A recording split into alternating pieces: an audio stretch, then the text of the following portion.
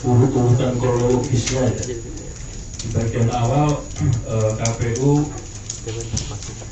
memenuhi atau memberikan akses sistem informasi pencalonan untuk bakal calon perseorangan DPD di seluruh Indonesia. Artinya dapilnya ada 38 provinsi, itu sebanyak 1030 orang, 1030.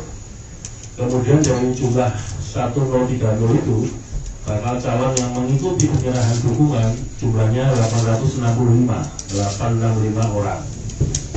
Kemudian dari yang menyampaikan atau menyerahkan dukungan daftar dukungan tersebut, jumlah bakal calon yang memenuhi syarat dukungan jumlahnya 701 atau 701. Dari yang memenuhi syarat dukungan 701 itu, yang pada akhirnya mendaftarkan diri pada masa pendaftaran calon anggota DPD tanggal 1 sampai 14 Mei 2023, itu jumlahnya adalah 683 orang. Yang dari 701 tadi ya, yang mendaftarkan diri pada tanggal 1 sampai 14 Mei 683 orang. Yang tidak mendaftarkan diri ada 18 orang.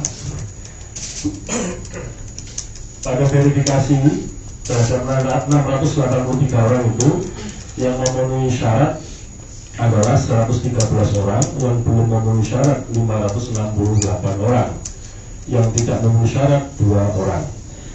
Selanjutnya setelah melalui masa perbaikan, pada verifikasi akhir itu yang memenuhi syarat adalah bakal calon DPD yang memenuhi syarat adalah 675 orang, yang tidak memenuhi syarat 8 orang.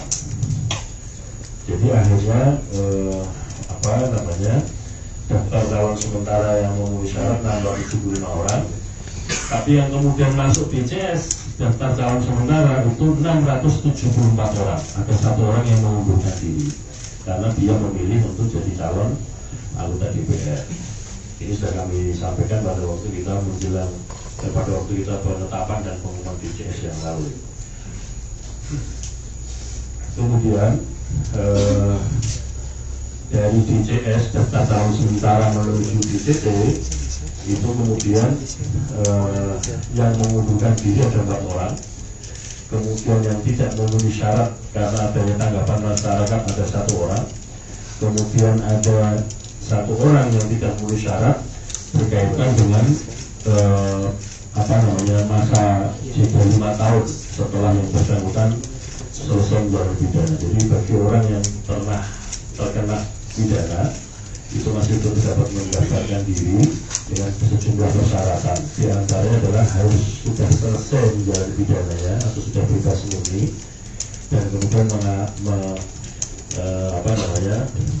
memenuhi masa jeda 5 tahun terhitung sejak yang bersangkutan bebas murni atau telah selesai menjalani pidananya. Dan ternyata berdasarkan data yang kami peroleh dari lembaga penegakan hukum, itu ada 1 orang yang belum memenuhi genap masa jeda 5 tahun sehingga dinyatakan tidak memenuhi syarat.